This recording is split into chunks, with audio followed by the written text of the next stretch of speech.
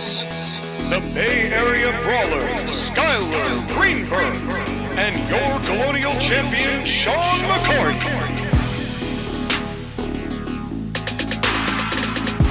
Welcome to the Court-Martail Podcast.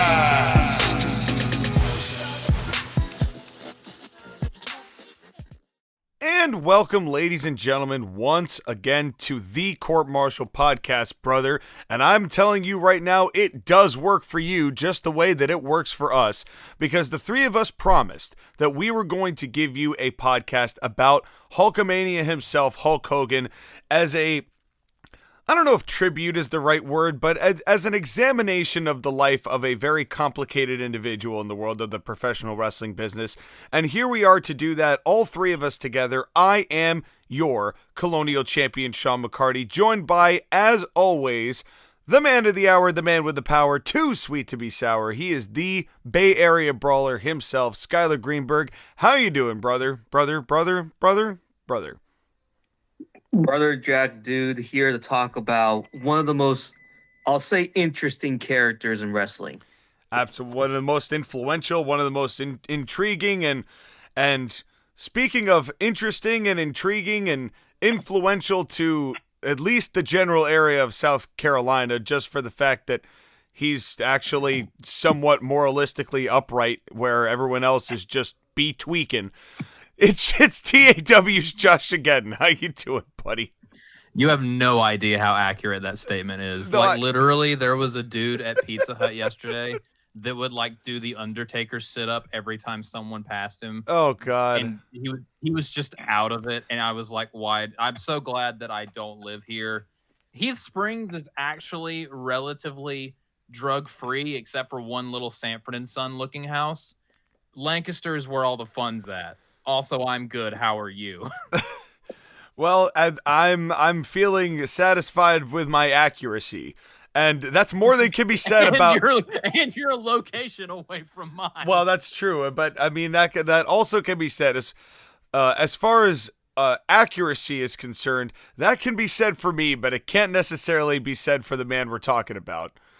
But we will get to that kind of at the end of the show. But I want to start by going around the room and just talking about when we were first introduced to Hulk Hogan, what our feelings were about Hulk, some of our favorite moments. I kind of want to do the more of the wrestler of Hulk Hogan and talk about his legacy as the wrestling persona without whom we would probably not have the WWE as we know as we know it today, while I'm choking on my own saliva, as apparently us talking about Hulk doesn't work for Hulk. And he tried to stop it before it began by taking me out with it, but that's not gonna happen here.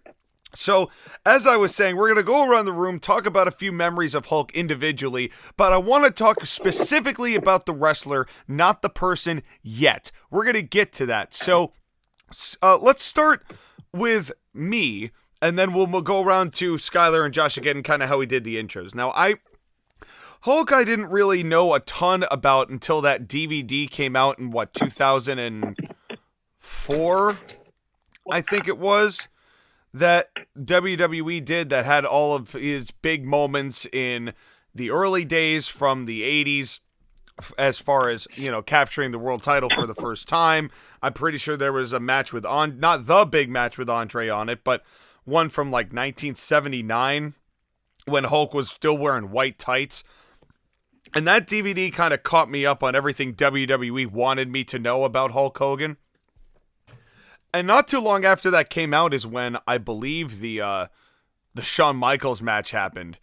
And that whole shenanigan took place. And that's another big part. But there was a lot of time when I enjoyed Hulk as far as the personality is concerned. The wrestling matches themselves were more theatrics than matches. But it didn't matter for a young, impressionable kid like myself. He wasn't my favorite guy ever, but I always respected his place, especially when he, in 2011, when I had my own turning heel moment in high school. I won't get into the details of that now. but that was right when I was getting into the NWO, and that was another big moment that I went into college liking the NWO, and that kind of gave me a second wave of Hulk. And then before college was out, Hulk, Mr. Balea would say what he said, and then the rest was mired in controversy. But I always respected Hulk's place in the business, especially because it was so important to what WWE was and is to this day. And so I guess that's the basic overview of my relationship as far as the Hulk Hogan, where I developed I guess it was, I don't want to say it was a fandom, but I did enjoy Hulk to that degree. But I also got into wrestling right around the Hollywood Hogan, 2003 Hollywood Hogan. So it was a time when it wasn't really the peak of Hulk, but it was just enough Hulk to keep you interested.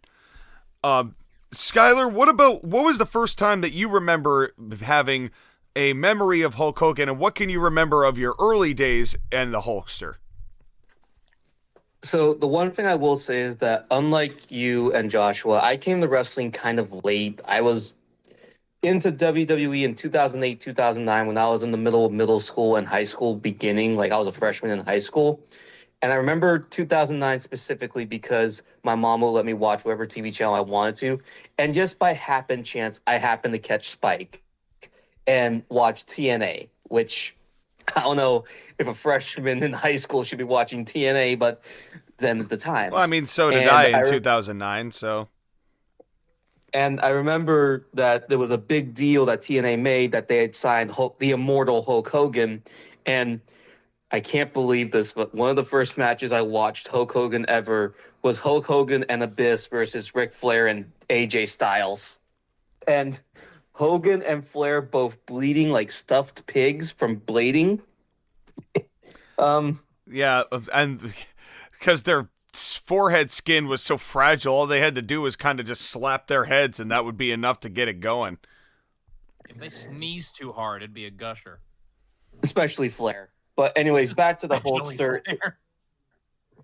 It's one of those things where I recognize, even though I didn't know who he was a big and important deal. It made me, back in the burgeoning days of the internet, try and learn more about him. And I understood that he is a big deal because he had been such a big wrestling star for so long. It was just funny that my first experience was in TNA and not WWE. Yeah, and it was definitely the twilight years of Hulk. I mean, the fact that Hulk even attempted to get back into the ring in TNA is pretty remarkable, And to be fair, Hogan's last match, quote unquote, against Sting in 2011, I still enjoy. It's one of those weird guilty pleasures because you almost feel like you shouldn't be enjoying a match with both of those guys being in the age they are. Little did we know Sting would wrestle for another 12 years after that. Or when did he retire? Was it 13? Was it 2024 that he retired? Yeah, I guess it was. Like he kept going and going and going. Yes. But that's a whole other story for a whole other time. We thought Sting was going to be on his way out after that, but no, he just kept on trucking. He kept on diving off of really tall platforms. Again, we can talk about Sting in a whole nother video later. But Joshua, what was your first experience of the Hulkster? Well, even before I got into wrestling, I had always heard the name because he's one of those names that just penetrated the zeitgeist of culture and entertainment. Yep. So I'd always heard the name and always heard the word wrestling next to it. But the first time I ever saw Hulk Hogan was not in a wrestling match. It was in a movie. Have either of you seen Gremlins 2? No, unfortunately, I have not. It's actually not that great, but it's one of the, like you said, guilty pleasure. It's a guilty pleasure movie where it's like, this is not great, but it's making me laugh. So mission accomplished. It's a B movie, right? Wait, what'd you say? It's a B movie, right? Kind of. It's kind of one of those cult classic series. It's so bad, but you're having a fun time watching it. It's one of those B movies. Basically, in the middle of the movie, like the joke is the Gremlins get into like the movie projector and they stop the movie. So a camera crew goes into the movie theater where they're trying to watch the movie and they run across Hulk Hogan.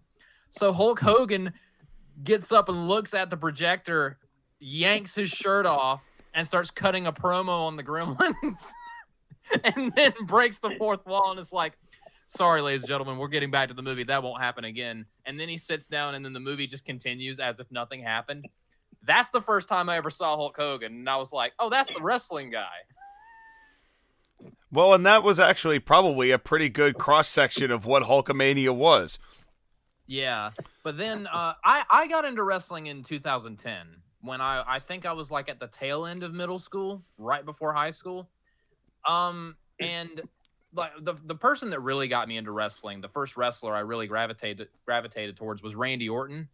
But as I started like learning more and more, again, I started like going back and like getting DVDs, and Hulk Hogan was one of the people that I watched a little bit of. I was never like super impressed with his in-ring work because, again, I was more introduced to the more technical, doing a lot of moves style of wrestling that defined more modern times. And I would go back and watch older school wrestling, and they would be doing less impressive moves. And little middle school me was like, well, this isn't as interesting, but there's a lot more people in the buildings. Yeah. Funny how that works. The first match of Hulk Hogan I think I ever saw was him versus Brock Lesnar on SmackDown in 2003. And I think it was at my uncle's house. And my uncle is also, he's one of the people that got me into wrestling, my Uncle Doug. He had this Brock Lesnar DVD where one of the matches was Brock and Hogan on SmackDown. And the first match I ever saw of Hulk Hogan was him losing to a bear hug and blood coming out of his mouth. And again, I'm not even in high school yet, so I'm kind of like, did he like actually kill him? Is Hulk Hogan actually dead? Is he okay? This Brock dude is scary. You know, that's actually, it's a fascinating matchup because when you think about Hulk Hogan in general, and like in 2002, he was just jobbing out to everybody. But in 2002, that match is really fascinating because you would expect Hulk to throw more of a stink about losing to a rookie like that, and especially in that way. But instead, Hulk became this, you know, that propelled Brock into a different level.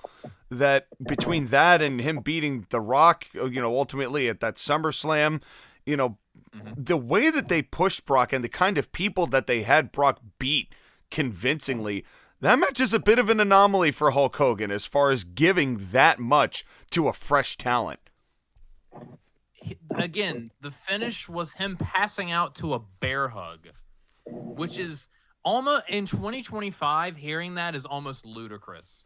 I mean, seeing any bear hugs ever is almost ludicrous now. Basically, yeah. But I will say, just bar none, my all-time favorite Hulk Hogan match is probably Hogan versus Rock at WrestleMania 18. Like, the atmosphere alone in that match is just ridiculous. Well, and they've kind of forced each other to flip because the crowd was just so into Hogan. And, you know, and that might be arguably one of the best matches that Hulk has had. You know, a lot of his matches are more, how do I put it? They're more sizzle than steak, right? Yeah. You're not going to see him and Steamboat have a 25-minute classic. But Hulk's charisma more than made up for it. I mean, he's kind of what, if people actually believed Jey Uso to be the Superman that they portray him to be, that's Hulk. You know, and everybody bought it, and yes, he was over the top, you know, but that was WWE presentation at the time, was that over the top style. And Vince originally, when he bought it from his dad, he didn't want Hulk Hogan. Do you know who he had wanted to be in the Hulk Hogan position originally, Sky? Was it Dusty Rhodes, baby? It was Dusty Rhodes. And Dusty, you know, he had a lot of good things going on in Crockett, and he was still booking Florida, I believe, at the time. You know, so and I ultimately think for what Vince wanted and Vince needed, Hulk was the much better option to be the figurehead for that cartoony,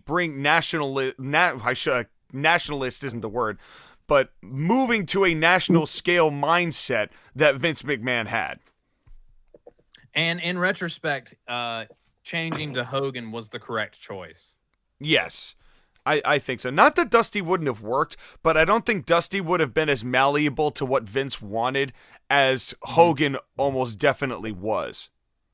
Yeah. Well, the thing is that Hulk Hogan became the most loyal tool that Vince McMahon had in his arsenal to battle against WCW and Southern Wrestling and take over the different territories because he was selling to a worldwide national audience in the United States. And the way you do that, get the big, strong white man who's saying the real American theme song and all the other values and stuff like that. Well, and the AWA had a full experience of Hulkamania before Vince finally lured Hulk from the AWA to go join the WWF. And which is why it's somewhat ironic that you mentioned that he became a tool of loyalty. And really, Hulk's loyalties were never really cemented in any one person other than Hulk. But he knew... But if there is somebody that Hulk Hogan was loyal to, it was Vince McMahon when Vince wanted to be loyal to him. Right. And that's kind of like, that relationship is a really fascinating and interesting one. Well, it is, because, I mean, both of them are controversial for different reasons, but I don't think they're affiliated in that respect with each other. But I think about the steroid trial, where the prosecution that's what I was thinking of too. Where the prosecution... Hogan, yeah, go ahead. Yeah, Hulk Hogan could have turned the tide in the complete opposite direction. He could have ended WWF.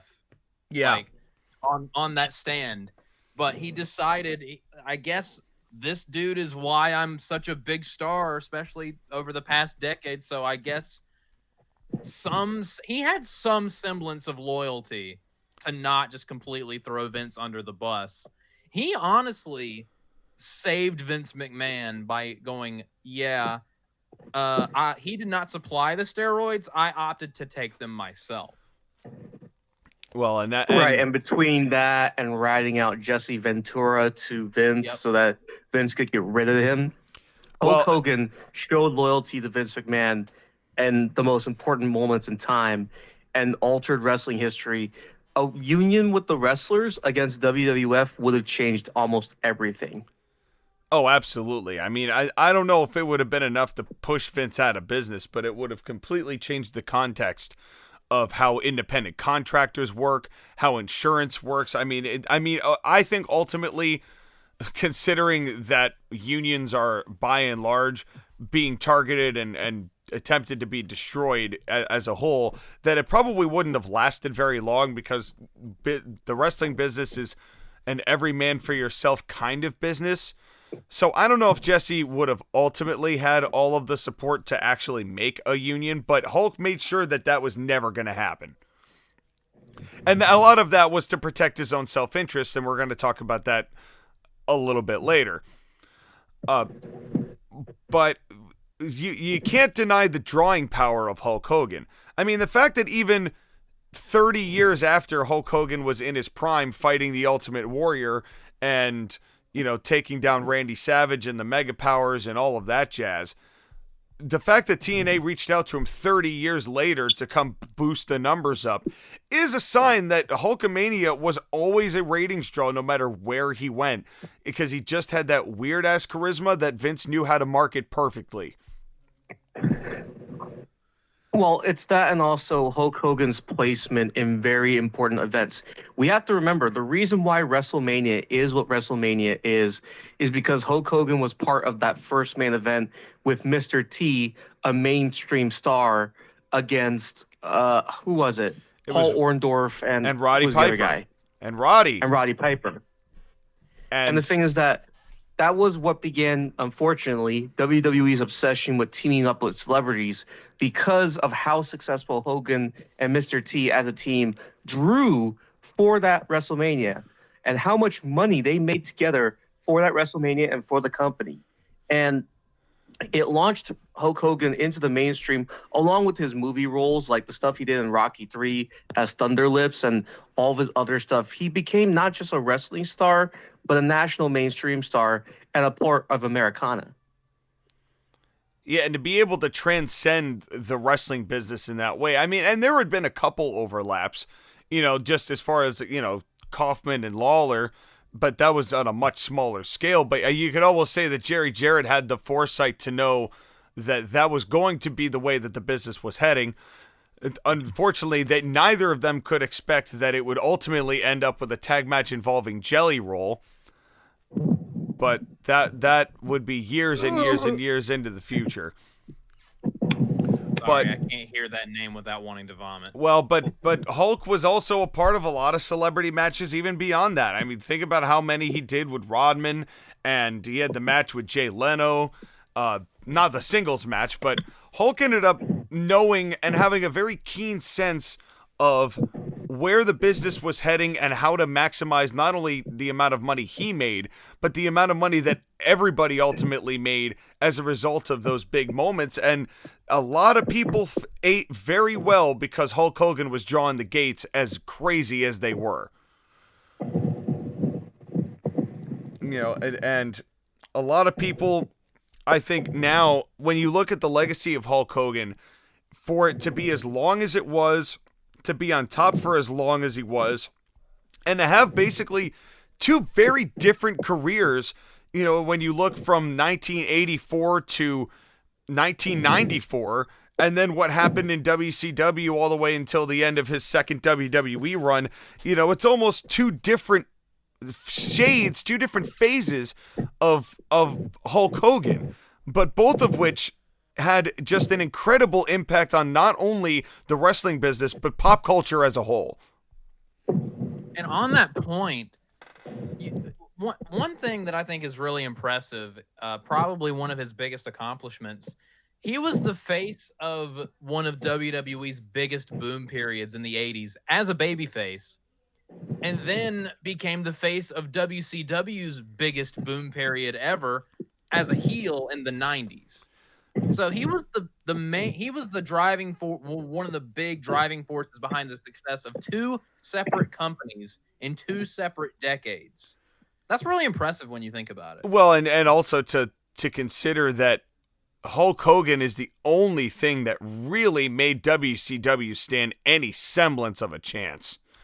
Yeah. You know, and I'm not trying to take anything away from Luger or Sting or the Outsiders or any of those people that also assisted with it.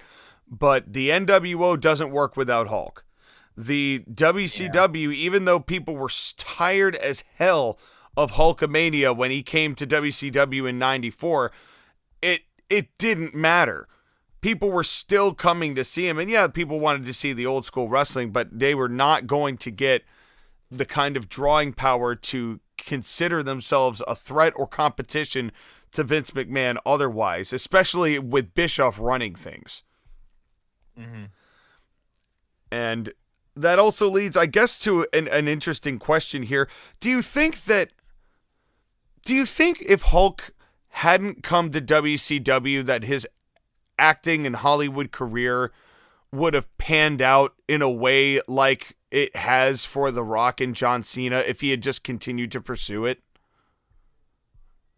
I doubt it, because I feel like The Rock and John Cena are better actors. They're more like accessible to like current generations, whereas a lot of people would look at Hogan as like an older guy. Like if he was in more movies in like the 80s, then maybe, but well, and he tried to do, you know, Thunder in Paradise in the early 90s. And, you know, he was involved in a lot of movies, you know, like Mr. Nanny, but he was always kind of the stereotypical wrestler in it. Yeah. You know, there wasn't... Yeah, I think he would have been pigeonholed into that kind of a role.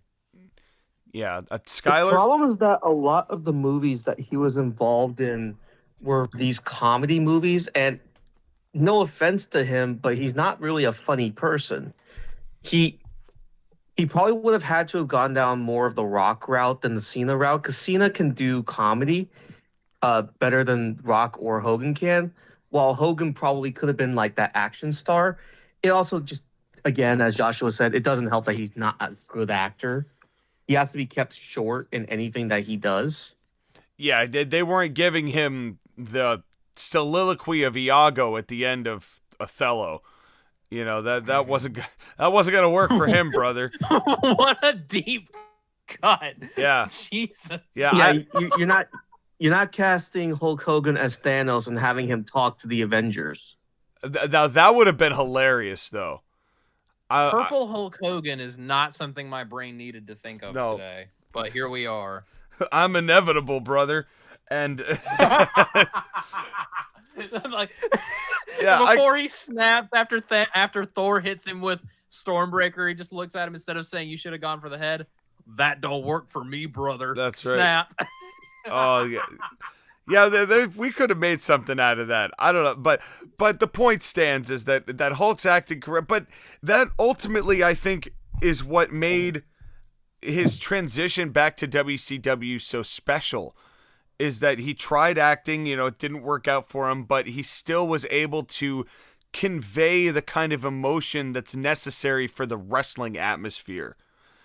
And the fact that he ended up being a better heel than most of the heels that we would have expected. Although it is interesting to note because Hulk is just was so good with a charisma that the NWO ended up getting cheered a lot of the time. Yeah, here's the thing that ushered in the era of the cool heel. Well, let's go backwards because we have to remember he was failing as a babyface in WCW. Yes, there was the initial pops, but the acts got old and it got tired, and he really did reinvent himself as a heel first in the NWO. And what helped again was that they had style, the music, the look, the colors, the way those guys carried themselves, the way they acted. They were the bad boys of wrestling. But people liked the bad boys and they wanted to be the bad boys. Well, and that's kind of going back to what we were saying about Hulk kind of having his finger on the pulse of what the people are into at the time. Hulkamania worked really well for the 80s when it was the rock and wrestling and everyone was doing cocaine and steroids and they all looked like Hulk and he was the basis for Metallica, brother. And when Hulkamania was running wild, that was exactly what the people were interested in. When he reinvented himself in WCW, it was a darker, grungier era where, the anti-hero was very popular.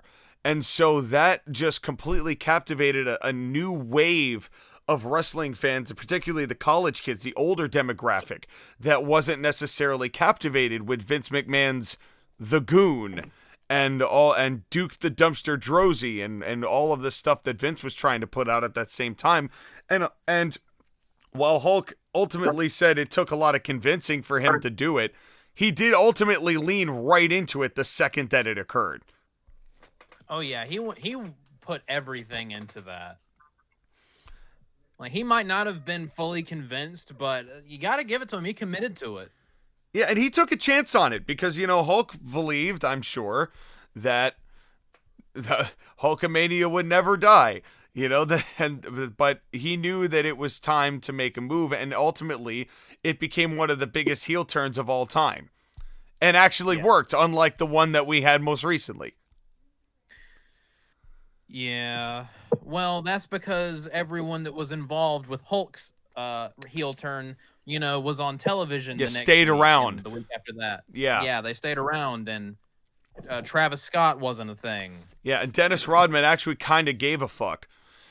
Yeah. But that goes to speak of just how culturally relevant Hogan was at so frequently in his career.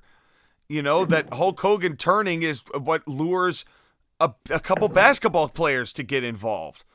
And all of that stuff before it was like, hey, we would love to beg you to be a part of our show. The way that AEW was doing it with the folks that after a while. And also, after Hogan turned, that's one of the first times I've seen people throw not throw, like, because we've seen people throw trash in the ring before, but the amount of trash that people threw into the ring at Hogan, like, it was ridiculous. Yeah, that was some solid heat. Well, and it would only get better from there. And then the fact that he cuts that heel promo and it knocked it out of the park. That might be one of the best just after a match or after an angle promos there has ever been.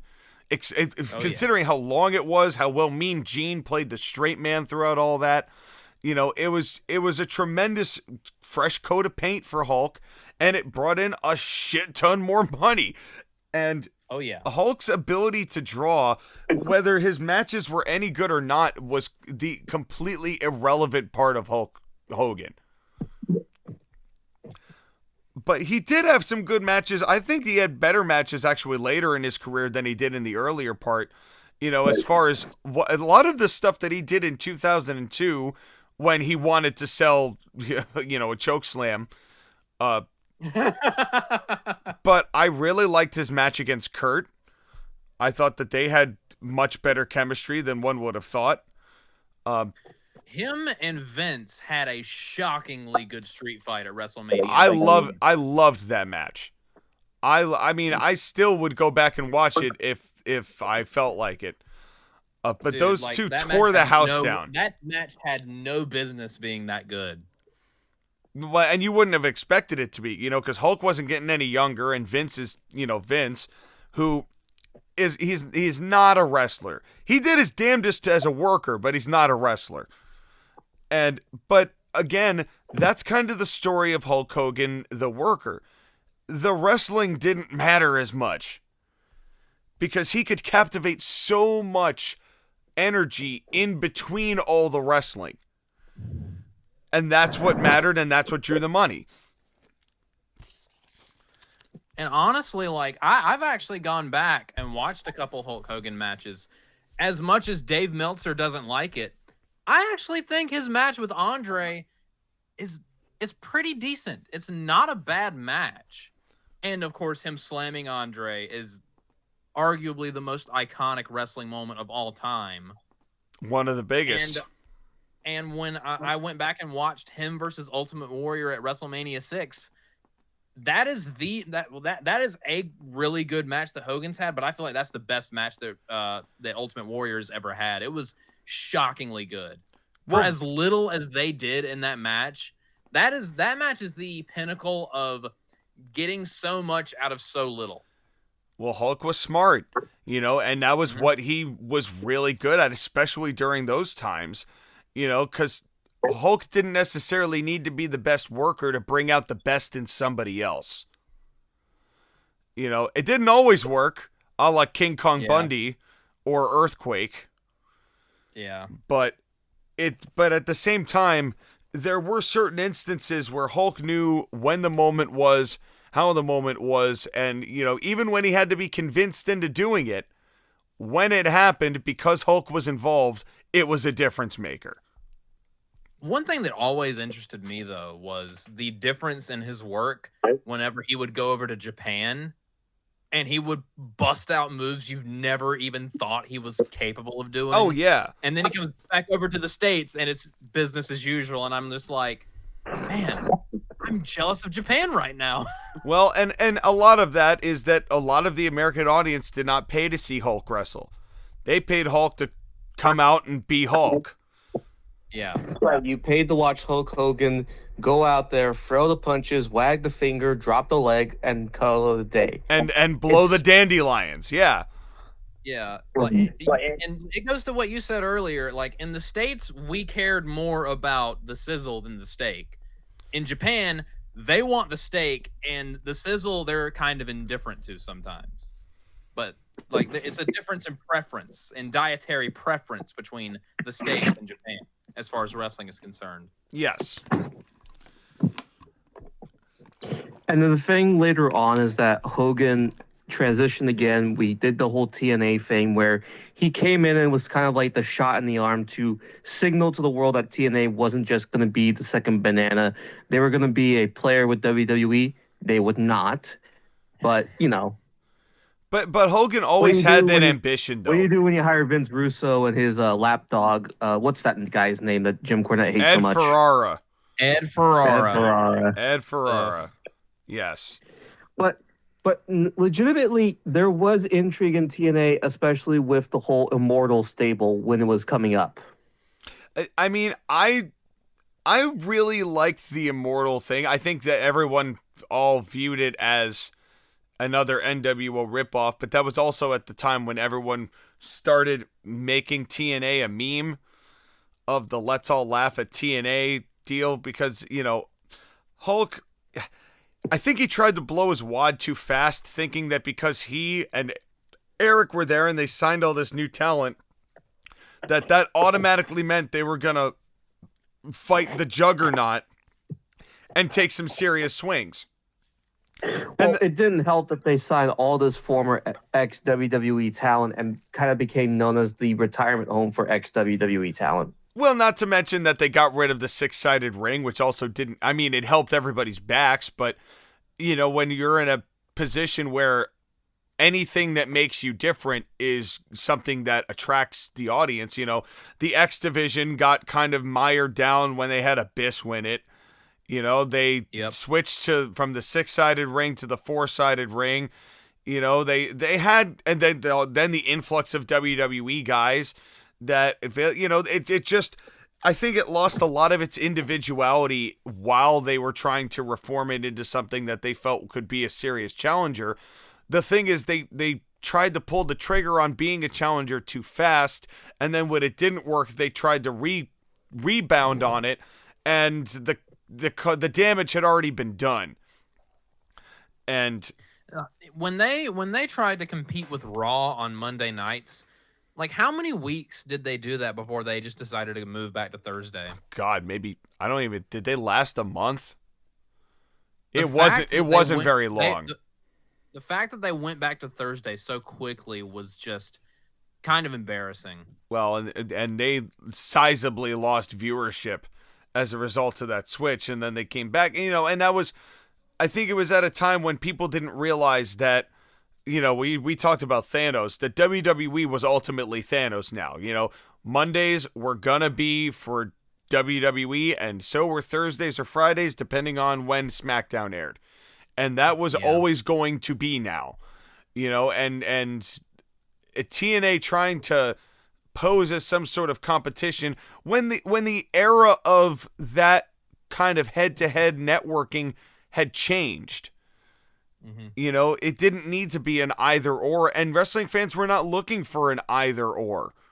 They wanted all of it. That, and it just seemed like a kind of a sad attempt to recapture the Monday Night Wars. Yeah. And if you look back, the WWE, it's not like now where they kind of see AEW as more a nuisance than anything. They did not take TNA seriously at all. No, they didn't. They didn't even react. They didn't budge. Yeah, and they kept pushing the Michael Cole heel turn in the middle of all of that. And the Nexus, and the Nexus wasn't even that bad, but they were busy burying the Nexus while TNA was trying to come up with all of the stuff that they were doing in 2010. And then one of the worst segments that they were ever involved in was when Hogan, after Immortal and becoming a face after that, dealing with aces and eights. And I'll always remember this, that wedding thing they had between Brooke Hogan and Bully Ray Dudley. Where Taz turned? Yeah, I remember that. Yeah, and they're beating up Bubba and all the wrestlers there, but the thing that everybody remembers is Brooke Hogan's bra coming down and her nipples showing on TV. And she having to go up to Hulk Hogan, who has been beaten down too, and hiding her chest with his head. And before you ask, ladies and gentlemen, no, that is not going to be a part of the thumbnail or the photos of this tribute. So put it back in the pants, you perverts. I'll always, what kind of stuck in my mind as far as TNA just failing with Hogan involved was they kind of had a real thing kind of happen. They kayfabed a real thing, which was Hulk Hogan leaving. I'll never forget Hulk Hogan trying to go up the ramp with Dixie Carter. And Dixie holding his leg. Going, no, don't go. And I'm just like, why would you put that on TV? I think that is the funniest thing, that is Hulk's last appearance in TNA. That's actually the last time he was there. And bro, when a company knows that a company is cooked. Yeah, seriously. Wow. Well, because think about it. After Hulk leaves, within a year, they're on Destination America. Then they move. And that was really the sign that things were over. Definitively over for TNA. Hold on. Wasn't the following year the Claire Lynch storyline? Yes, on Destination America. And then after that, they weren't even good enough for that. And then AJ left. And then AJ left. To Pop TV. Yep. And then at that point, it was just like this whole company is a gigantic joke. And it's a shame because I think there were better matches going on during that time that nobody was watching. You know, Drew was there. Bobby Lashley started developing some personality. But he had probably showcased it the best in TNA. You know, there were a lot of... It was the first time that Bobby Lashley and MVP were put together. Yeah, there was a lot of good things that were coming out of that era in TNA. It's just Josh Matthews being on commentary basically ruined any chance of anybody wanting to watch it. Oh, no. I don't think TNA, and I don't think people realize the damage that Josh Matthews did to that program. Because I wanted to watch TNA. I wanted to like TNA, and I couldn't hear. He sounded like a stroke victim. And I just couldn't deal with it. It made me miss Michael Cole bullying him on SmackDown. Yeah, and it made me miss a Cole heel turn. That's how bad his Josh Matthews just regular commentary was. But anyways, in 2014, after leaving TNA and good thing, he came back to WWE, and this was on the road to WrestleMania 30. He did the whole thing of like introducing the Andre Giant Battle Royal thing, which doesn't mean anything now, but at the time they tried to make it serious. Right, they did that. Then he thanked everybody in the Silver Dome that night. Yep. For that. He was part of the big segment with Austin, Rock, and him. Yep. 3 of the big faces of WWE's history all together. And back then, that was a really cool moment, and that's honestly one of Hogan's last WWE appearances that wasn't mired in controversy. Well, and the other one was the following WrestleMania 31 when the NWO helped Sting versus Triple H for some reason. God, that was such a strange match. Yes, it was. That was so strange. And the whole time, JBL is literally just shitting all over WCW. It was like one final, Sting was the last one we needed to bury. Thank God we got him. Ladies and gentlemen, we got him. And that's how they did that with It Sting. always kind of makes me it makes me laugh, but also shake my head when Triple H hits the pedigree on Sting and JBL's like, you lost 2 wars. And I'm just like, oh, man. Yeah, well, because all that was fed, Yes. This was like, Vince, I'm going to take a victory lap 14 years after I won. 14 years later, he still can't Just couldn't get over it. Just could not get over it. Oh, man. And as much as we are talking about the good, there is controversy a lot in Hulk Hogan's life in wrestling. And that's what we're going to get to now, because now that we've talked about Hulk, and now that we've talked about, because honestly, he's one of the most important people in professional wrestling, period. Without Hulk, a lot of what you see today would not be possible or be anywhere in the near realm of possible, thanks to Hulk Hogan's ability to draw the audiences that he drew. So I wanted to lay all that good text in because now we got to talk about Terry.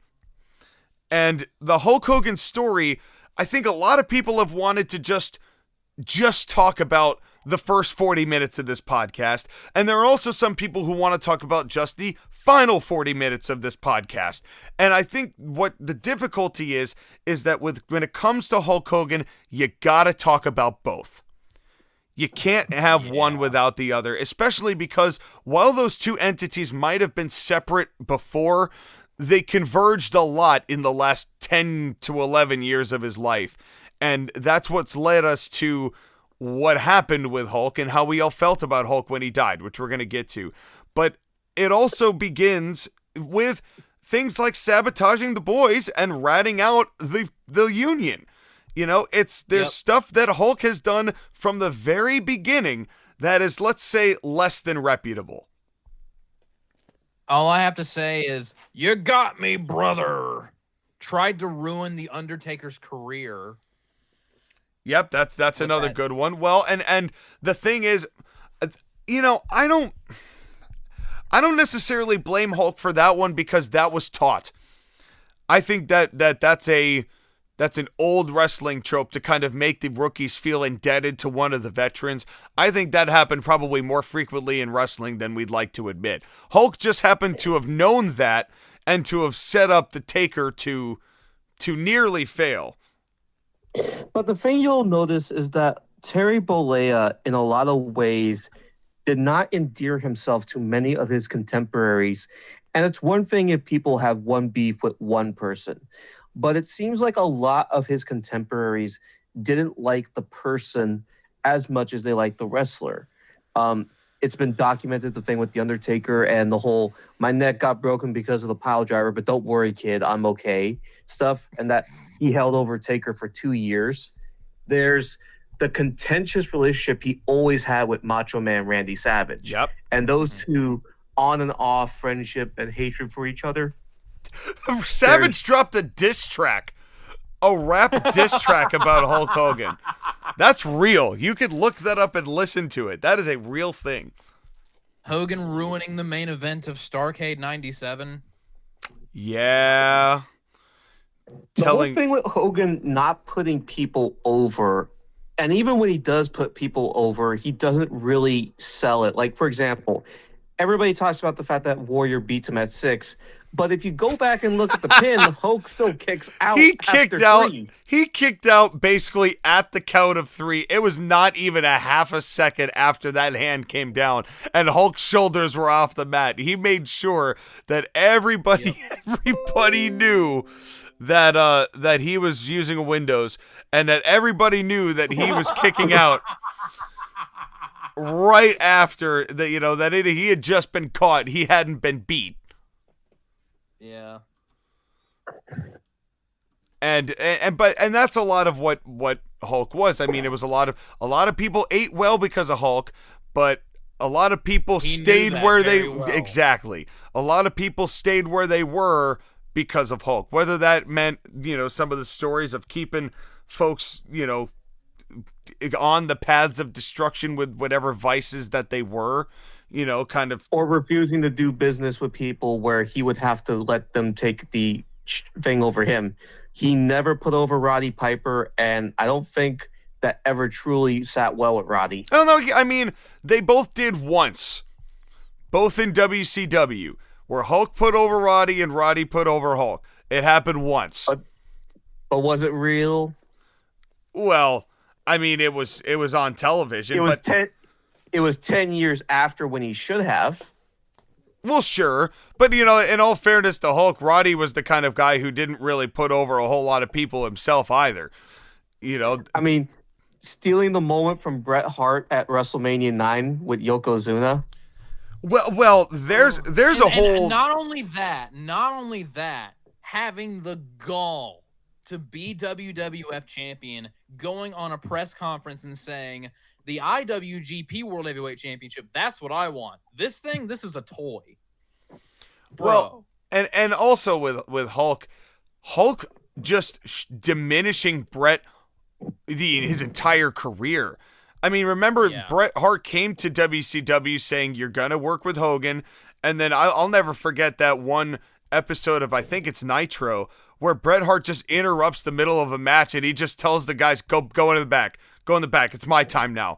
And he just takes the microphone and just starts cutting a promo about how he was promised all these things, like a match with Hogan, and that didn't happen. And I'm sure part of that was Vince Russo trying to book Jerry Springer quality television.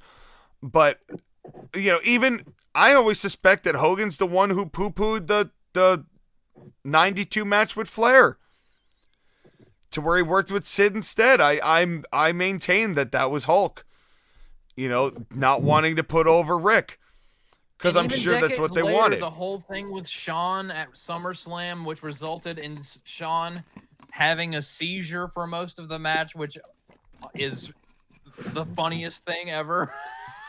him selling that boot to the face by standing up and then nearly doing a cartwheel will never not be funny. Well, it's funny because Shawn Michaels is another one of those guys that knew how to weaponize his politics and weaponize his athleticism.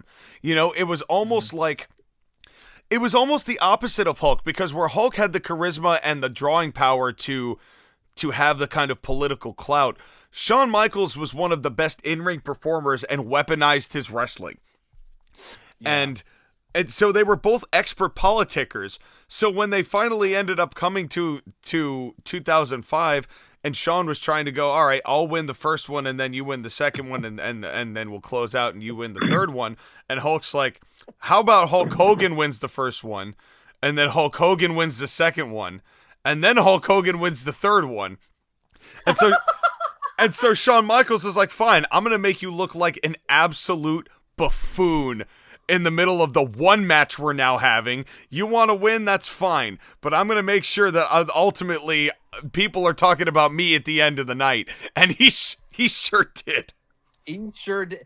I have heard that people describe Shawn selling in that match as if you put a squid in a dish in a dryer, like if you put a squid in a washing machine and just watching it spin around, and that is so accurate. And a lot of people called him unprofessional for that, but I think it's turned into one of the most fascinating matchups, I think, in SummerSlam history. And then the following year, he didn't even want to put over Randy Orton. That's right. I forget about that match because Randy was trying to hook up with Brooke on kayfabe. Yeah. And which, by the way, that was one of, I think that was Hulk Hogan's last match in WWE. It was against Randy Orton at SummerSlam. Yep. And that was a wild. I mean, the matchup was like okay, but after what happened with Shawn, you could tell that Hulk was not really very mobile anymore. At that time. Oh. But did you hear what one of the dream matches that the WWE was trying to make for 25? What was that? It was supposed to be Hulk Hogan versus John Cena at WrestleMania 25. Which, not this. I mean, I really like the triple threat match we ended up getting with that.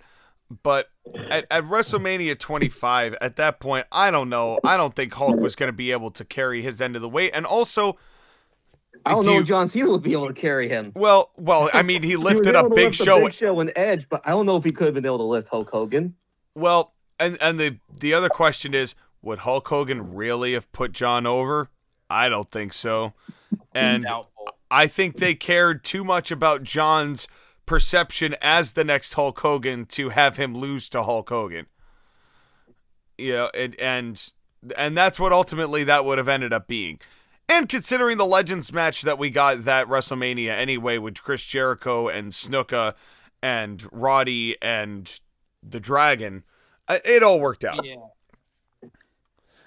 But the thing is that this is just one element. Joshua, do you have another thing you want to talk about?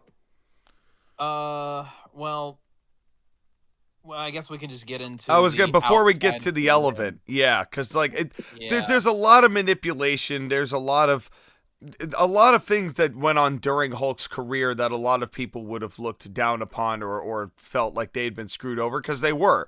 Because Hulk knew how to keep his place in the best, in the way that best served him.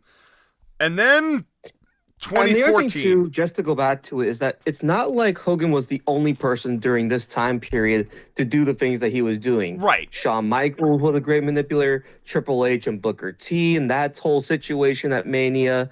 I'm sure there's times where Taker has refused to do jobs based on certain situations. There's a lot of Nathan Jones. Yeah. Yes. Like, I would rather do a 2-on-1 handicap match. Just kick him in the balls in the back. Yeah. I mean, there's a lot of people that refuse to do jobs or refuse to do situations. I mean, the whole situation that led to Lesnar versus Goldberg at WrestleMania in 2004. Yep. There's a lot of situations where Hulk Hogan's not unique in this. It's just a thing in the wrestling business with certain people with the egos and the personalities. It's the grime of the professional wrestling business that has basically been its foundation from the start.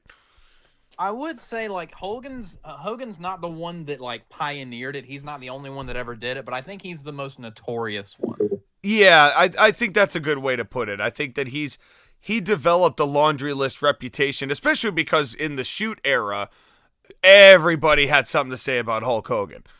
You know, Yeah. and it's especially Hulk Hogan, and we're gonna hardly any of the things he said was true, and that's another issue. Well, and we're gonna get to that too, because we ultimately get to 2014. The lies that Hulk Hogan has perpetuated over the years, first off, most of them are hilarious.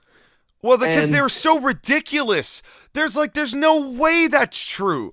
And just the way that he would weave these stories, like, it became a form of entertainment. You mentioned Japan, JoshAgeddon, where Hulk Hogan said that because he traveled so frequently between America and Japan that the time difference made it so where he worked 400 days a year. Oh my God. Yeah, have you not heard that one? Like that one. Yes, there's the one where he. That one. It's just I kind of forgot about that one because there's so many. There's so many. We could do a podcast on that topic alone.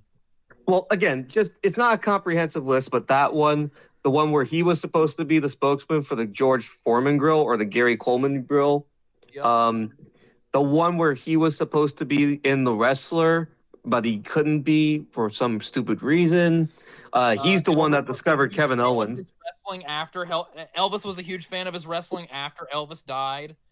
Or where he was he was pride fighting in the 70s, even though pride fighting didn't start until like 1994. He was partying with Jim Belushi before WrestleMania 2 when Jim Belushi was dead before that. Or one of the more... whole thing of him trying to get into the Screen Actors Guild and couldn't because a gay producer tried to hit on him. Wembley, when he was at Wembley in '92 for SummerSlam, which he wasn't even in England at the time. For a Make-A-Wish kid. For a Make-A-Wish kid who died before the Hulk got into the ring, and he looked over at where the kid was supposed to be, and he was gone. So What the fuck? I was like, how did you even come up with that? Or my favorite one where Harley Race had an out with Vince, so he set the rig on fire, and then came and found Hulk Hogan, thanked him for everything, and asked him for a job. It's just, but it was nonstop with Hulk. It's just, and he'd never met a lie he didn't like, and didn't taste good coming out of his lips. One of the more recent ones before he died, he went on Logan Paul's podcast and said something to the effect of, well, fans, like when he was asked about could fans forgive him for what he did, and he basically said, well, fans have forgiven Chris Benoit for what he did, and you're just like, bro. And also, no, they haven't. No, they have not. No, they have not at all. And the very few that have are the seediest of the IWC, and I don't want to relate to them. They're the neckiest of beards. Yes. No, that is certainly true. But the thing is that pretty much everything Hogan said from 2014 on was not. But that ultimately became hilarious entertainment. But it also really It got to the point where the common expression was, if his lips are moving, then he's lying. Yeah, but they were getting funnier and funnier. You know, he brought Simon Cowell to the United States was another one. Well, and again, there's some germ of truth in that, because Simon Cowell was working with the WWE on those albums in the 80s during the Rock and Wrestling. But it's not like Hogan was like, you're going to be the American Idol star. You know, Hogan always wanted to take way more credit than he ever deserved for all those things. Even the whole, I was a bassist of Metallica. I was going to fight Mike Tyson, but Tyson was too scared. I got scouted by the Cincinnati Reds. That was Savage. He took Savage's thing. It was always like that. He was gonna work in the UFC when it was getting off the ground. You know, sure. Yeah, sure. Yeah, so, but it was just nonstop. It was just nonstop lying, and it got kind of sad towards the end, but I guess this leads us to the biggest controversy, because what really damaged his reputation on top of all the lying was the Gawker tapes. Yeah. Now, for those of you who are not aware of what those are, please inform the people, Skylar. So in 2015, Hulk Hogan, there were videotapes that were found of him basically having sex on a sex tape with, I think it was Bubba the Love Sponge's wife. Correct. Yep. His best friend, longtime best friend, Bubba the Love Sponge. Which, by the way, heck of a name, dude. It's certainly a gimmick, all right. But that's Florida for you. But basically, he was found on the sex tape before he even had sex with her, had a monologue and a rant about a situation involving his daughter, Brooke, dating an African-American male who, I believe, if I remember correctly, was the son of a music producer. And this was back when Brooke Hogan was trying to get into the music industry. So there's a whole thing there. I'm not going to read the transcript because it is just disgusting. It's pretty vile. But the way that Hogan talked about it is basically that he was upset about the fact that that his daughter was dating a black dude in the music industry because he felt like she should have been dating someone who was richer and more powerful. And at least if she's going to date a rich M-word, she should date someone who's like a football player, all these skinny-ass rappers or stuff like that.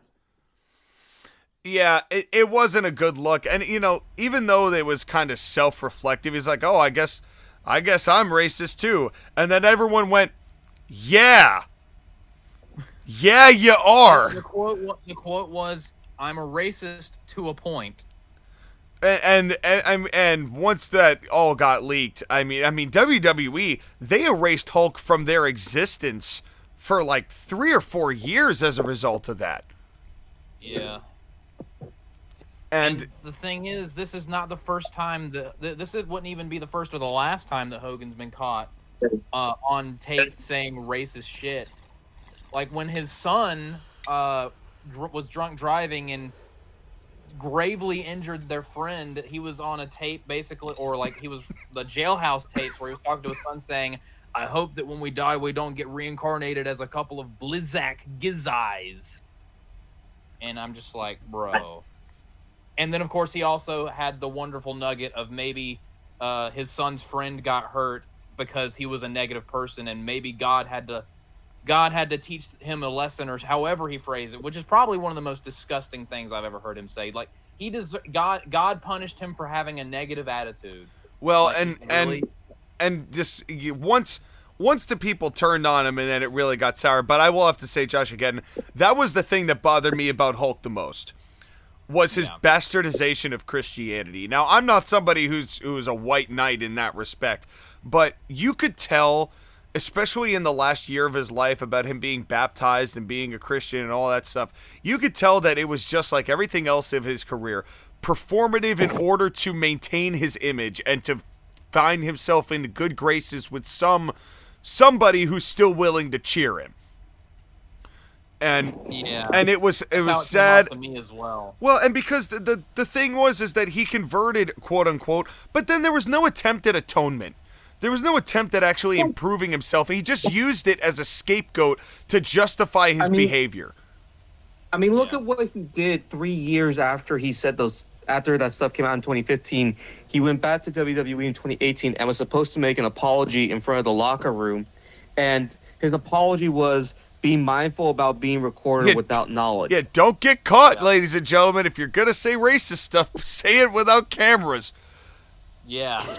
And which I don't know how Titus O'Neil, who was one of the big opponents of Hulk Hogan, I don't know how, if I wasn't him, I would have gone up to Hogan and just choked him out.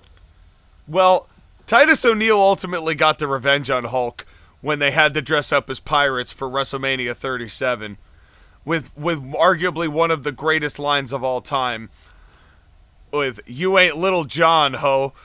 And God bless Titus O'Neil's professionalism throughout the entirety of that, because I'm sure he did not want to work with Hulk. Yeah, and no one wanted to see Hulk because if you remember, they were in Florida, his home state, and his hometown, basically. That was Raymond James Stadium. And he got booed. Well, and that was the thing. Would not be the last time. Once the luge started with that video and the Gawker tapes, and then him winning the lawsuit and putting Gawker out of business didn't help either. Then, and the other thing too, when you're talking about like the whole last year or two of his life where he became a born again Christian, it also didn't help that he also became a shill for his name and his brand and his merchandise. The Real American Beers, the Hulk Hogan Beach Shop, all the Hulk Hogan stores and other merchandise that he was just hawking and selling because he was trying to make every last penny he could off of his name. Now, on the one hand, you could respect the hustle because he is trying to work and make money. That's fine and all, and I respect that. But where it got really sad for me is that he would do anything and everything for attention in order to get the money that he needed. That's where the last few years of his lies really intensified. Like, I'm seeing God again. I'm a good person. Please buy my shit. Yeah. Yeah. Well, and that's really what it was, is that you knew that it wasn't sincere. It just, dude, everything he said dripped of insincerity. His own daughter cut him out of her life. Yeah. Yeah, it wasn't a good situation. And you know, I think ultimately that's what makes it really sad, because he had done so much to damage and destroy the image of what Hulk Hogan was in those last 10 years of his life that it made it really hard to celebrate the legacy of the wrestling career that he had, to where, you know, yeah, WWE did about as good of a tribute as they could, but even they knew. I mean, when his last appearance, when he showed up at the Netflix debut and he got booed the hell out of that building, and poor Jimmy Hart was just waving that flag like hell. It's just desperate, but it was didn't help. Sorry, go ahead. I was gonna say it's an imperfect encapsulation of what Hulk had done to himself. Go ahead, Sky. Yep.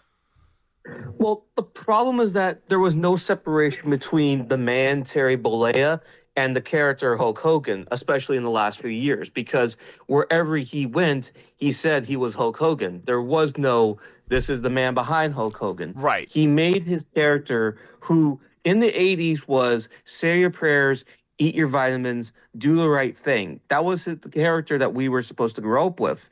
It's just too bad that the man behind that did not follow that mantra, or if he did, he didn't follow that mantra to 100% authenticity. Listen, as much as Joshua bemoaned John Cena during the Superman years, particularly, I think, 08, 09, 10, 11, 12, when John was at his most, like, annoying, at least John stood by the message of hustle, loyalty, and respect.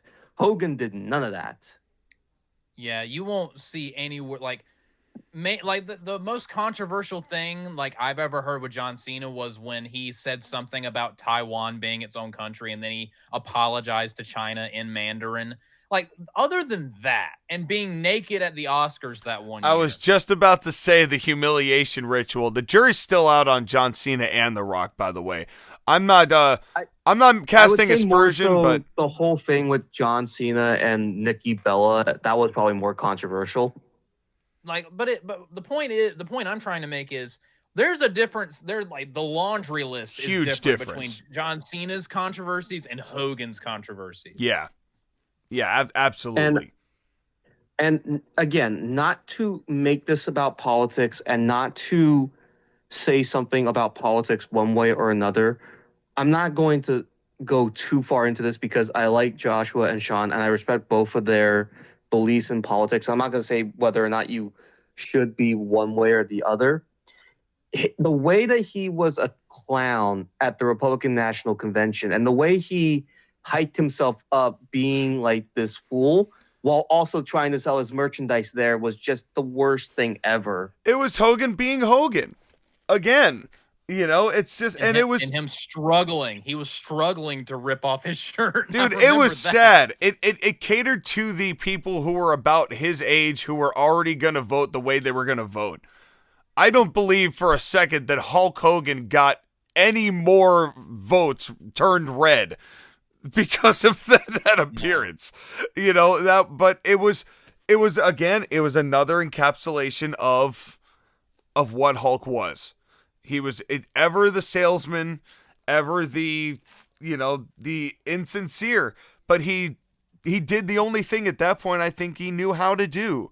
And that's what happens when you lose the man behind the gimmick and it all just blends into one, and that's ultimately the saddest thing about Hulk, is that when he died, and this is kind of where I want us to kind of talk about that day and what we all said, because I think that it's very revealing what all of our opinions were, and when we all got the news that Hulk had passed. And I'll start with Skylar, because you're the one who presented the news initially, at least to us in the group chat. What happened when you found out, and how did you feel? Well, here's the thing: is that when I saw it, I just was like, "Oh wow, it happened." And the thing that I thought was, I'm not surprised given his health issues. Anybody who's seen Hulk Hogan, especially the last few years, they were not. I was not surprised given the lifestyle, knowing the steroids he took, the way he lived, and the way he looked. His last appearance in January of this year, he looked like a leathery husk. He could barely get out there. He could barely get out there. It was sad.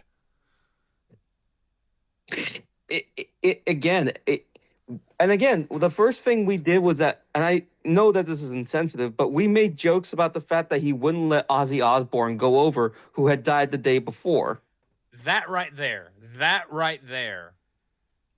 Like, sure, Ozzy's another person who has had a couple controversies in his life.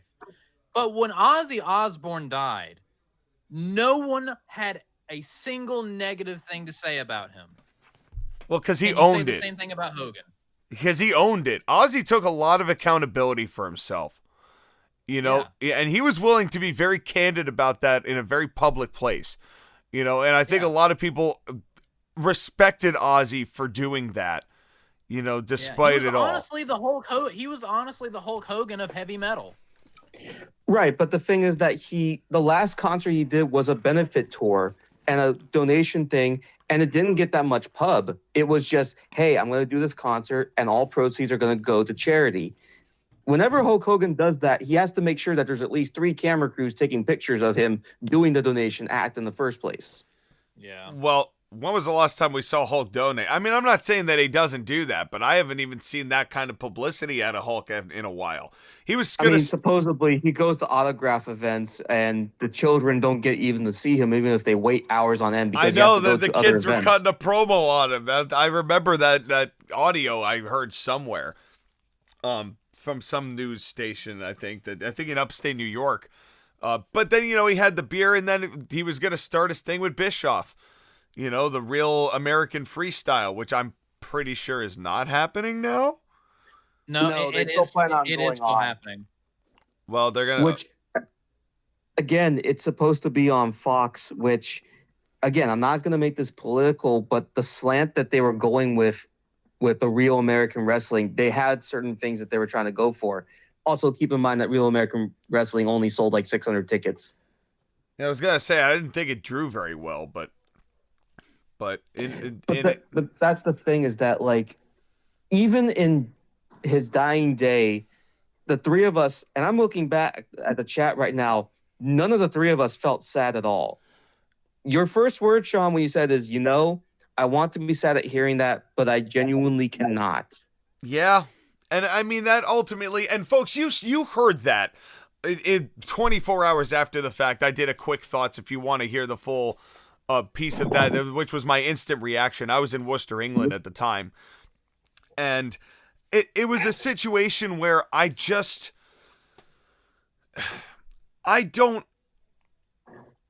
want to feel like I never held I didn't think any major grudge or bitterness against Hulk. It's just objectively I didn't have any emotional investment in Hulk anymore.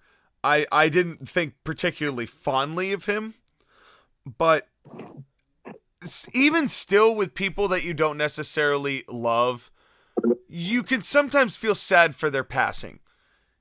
And with Hulk, I just felt nothing. And part of it was just the insincerity that he always exhibited. And I don't know what ultimately that meant for Hulk when he died. And I don't know what the circumstances around it were. You know, it was a heart attack. It was a cardiac arrest. He had a heart attack. It was a heart attack. Yep. And there was that whole report that Bubba the Love Sponge made that he said beforehand, I hear he's in bad shape. And then people that were close to him like, no, that's not true. He's perfectly fine. And then he died literally a week after Bubba said it. Yeah, well, I've heard there was the neck surgery that happened, but there was also some confusion about that. And I guess there's some controversy involved. I'm not a conspiracy theorist. I haven't really looked into it. But in any case, to me, Hulk is a fascinating character all around, because he is a perfect encapsulation of the some of the best that wrestling has to offer, and also some of the worst.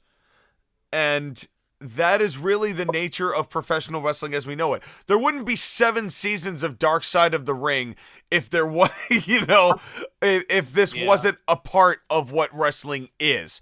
And it's just, to me, I didn't lament Hulk as much as I lamented the fact that was the case.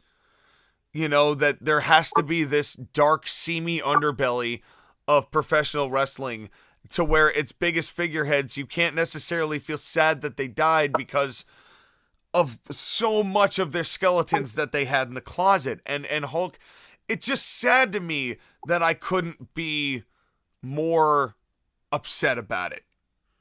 I wanted to be. I still want to be. And I still respect Hulk as the wrestling persona and person and influence that he was, but it's just, I wish that we had more respectable top guys, memorable names, where the name transcends wrestling itself. And I hope we get that in the future. Josh, again, your reaction when he died. My reaction was honestly very similar, and I was like, I mean, it's sad, but not in the traditional, oh, I'm sad this person is gone kind of way. Sad as in, well, he's gone, and our memories of him are not super great. Just the fact that, like basically what you said, the biggest name that wrestling has ever produced, and he did so much to damage that name and the industry itself, to where you kind of have to defend your love of wrestling. Or like if you're watching wrestling with the wrong person, and then all of a sudden he's on the screen, and the only thing they know about him is the controversies, then you're like, well, you're like, well, I don't like him, but I like the show. When he died, I was just more like, it just all around, it's a shame. And I didn't, other than that, I similarly also just didn't really feel anything. I was more sad about Ozzy Osbourne dying, and I'm not even that big a fan of Black Sabbath or Ozzy's music. Yeah, I mean, I was sad about Ozzy dying too. It was wild that those happened so concurrently. Yeah. You know, and as you know, it's especially strange to have that happen on vacation. You know, because it's like you can't really digest the magnitude of the moment, or not as well. Even though one of the people who I was on the trip with wanted to go up, because we were in England, wanted to go up to Birmingham that Wednesday for that like final burial. I don't know whether he did or not. But something I just want to point out is that the day it happens, my mom, who is 60 years old and has never watched a day of professional wrestling in her life, except when I was watching TV and she just happened to walk by, asked me about Hulk Hogan. That's the star power he had. Even the people who don't watch wrestling know who he is. My mom texted me when he died. Yeah. There are only a handful of names that can do that. It's him, it's Rock, it's Austin, it's Cena. And That's about pretty it. much that's the list of the people who have transcended the wrestling business into regular Americana. And unfortunately, of those four names, three of them do not have good lights or good stories if you look too far into the surface. Now, granted, at least Austin's stories, they haven't popped up recently. And at least Rock's stories are not to the severity of what Hogan had done. But what Hogan's stories and what his That is a we little bit know different of. is that right before he died, he was still doing his grifting bullshit. Well, and the sad thing is, and JoshAgeddon put it really well on the Quick Thoughts video on the comments, is that regrettably, I think that we're going to end up having a very similar podcast to talk when Flair goes, and when Vince ultimately goes. I mean, it's, and, there's just so many people who are so synonymous with wrestling, it's especially in the modern era. The worst thing about what you said is when Vince finally goes, we just did this whole podcast where we talked so long about the controversies of Hulk Hogan. Vince McMahon has that and then some. Vince McMahon has way more controversies than Hogan does, and that's saying a lot. Well, and a lot of it so does Flair. Like the stuff that Flair has done easily beats what Hogan has done. I'm sure there's a lot of stuff we'll never know about Ric Flair. That's the But thing. what we do know is just disgusting. Well, some of it is. But then, then he has his own hilarious shilling moments where he sells wings and all of that. That's the thing, though, is that Flair and Hogan, specifically in their dying twilight years, have done really, really gross, disgusting things. Hogan's was about racism. Flair's was about misogyny and sexism. And it's, again, two different things. And the worst part is that Vince did both. Yep. Yeah, and, I'm not saying that, Jim Londos in his time didn't have his skeletons in the closet, but it's just, there was a different era, but the way that we, in the age bracket that we have grown up with wrestling, and its attempt to, I guess, try to rectify that somewhat. Is there any hope that we will get another wrestler who becomes simultaneous or transcends the wrestling business that can actually restore the image of actual valid pro wrestler as something that, and pro wrestling as a whole, that we don't need to feel like there's this, yes, we enjoy this, but stigma that we always have to seem to insert when it comes to our love of this, what we do. To be honest, it depends on how this Street Fighter movie that's coming up and Roman Reigns and Cody Rhodes are in it. I'm looking very much forward to seeing that movie. And I think that's what's going to turn Cody heel. He's going to get a taste for movies and never go back. He's gonna beat up Roman Reigns in the movie, and he's like, "I'm Akuma now." That's right. Well, it's supposed to be. Well, yeah. But the thing is that, like, maybe Roman Reigns or maybe Cody Rhodes. But the thing is that I don't know. There are, again, the Mount Rushmore of wrestling, at least in terms of the national TV era. It's Hulk Hogan, it's Flair, it's Dusty Rhodes, it's Cena, Austin, and Rock. Like, those are the names, and that's it. Like, those are the 5 or 6 or 7 like guys who transcended the national business. And the thing is that everybody loves Dusty. Everybody loves him. For the most part, everybody loves Austin, even though we can get past the whole physical assault of his wife 20 years ago thing. Like, that's a whole other conversation we don't need to get into. The Rock is starting to ruin his reputation, and he needs to stop doing what he's doing. Yep. But at least he hasn't been accused of being either racist or sexist. I think he is very well connected in the Hollywood stratosphere. You can read into that however you will. I said I wasn't a conspiracy theorist earlier, but this is mere speculation on my part. The Rock's got his fair share. He's doing his damnedest to keep wherever they are and however they are as quiet as they can. Right. John Cena is a weird person, but he doesn't have the idiosyncrasies that Hulk Hogan has. By the way, Joshua, did you like my use of that word? Yet. I liked the use of it. The pronunciation could use some work, but that's okay. Thank you, BA major in English. But the thing is that going back to Hulk Hogan, this is a complicated character and a complicated man because, as you said at the beginning, Sean, it's hard to separate the man from the character because the man did not want to let go of the character. They are their own merged thing, and it makes it impossible to separate the two. Because you have his professional career. Again, it's the whole thing of like, don't ever meet your heroes. Don't get to know the artist behind the art, that kind of stuff. Because there's disappointment more than there is, like, I guess, success or like love. Well, in Hulk's case, he made sure that everybody knew that about him, though. You know, he never knew when to stop. And I don't know whether Hulk ever really could stop, to tell you the truth. In the same way that Rick keeps thinking that he's going to have one more match. And still drink the amount that he drinks.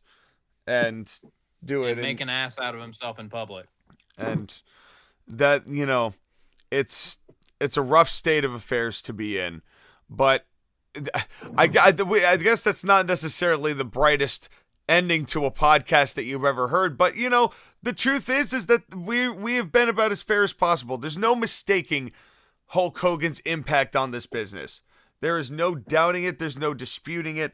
That Hulk is 1 in a million when it comes to the professional wrestling business.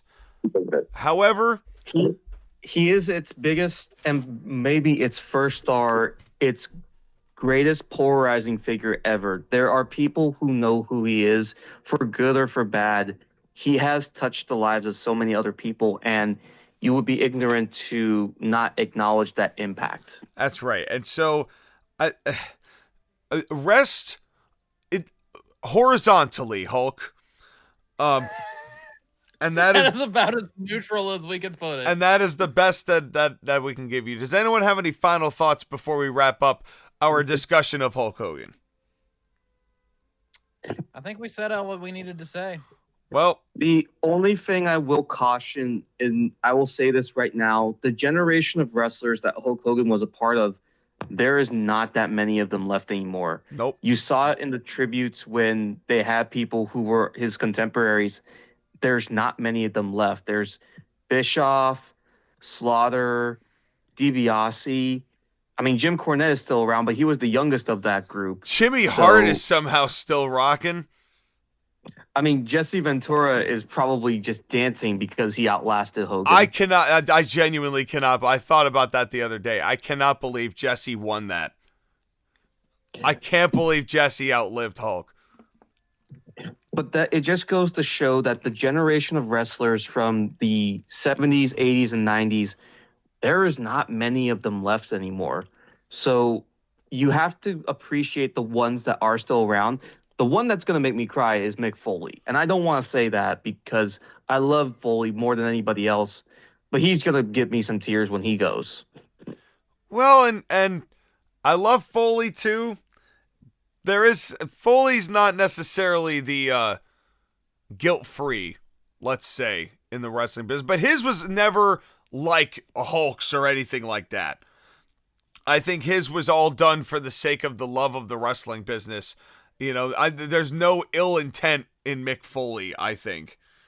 But, you know, in any case, it's the nature of the business. It's the nature of wrestling that we've got. But, folks, we have got a lot more to discuss, and hopefully we will be here for what is our next pay-per-view show? Probably Clash in Paris. Is that Clash in Paris? What day is that? It's at the end of August. It's at the end of August. So we may or may not review that. We'll see who's doing what, because I'm also going to be a pirate in the next couple of months, and that takes time to swashbuckle. And while I go wash my swashbuckle, I'm going to lead us in. That's right. Wow, that was such a tongue twister that Skylar got dizzy. So we're going to go to our first commercial break. And when we come back, we may talk about Clash in Paris. We may be talking about something else. Who knows? We can do anything now. If you ever thought, you ever wondered if you could, you thought you could, you couldn't stick the opening of the previous one. If you believed you could do anything. We'll be right back.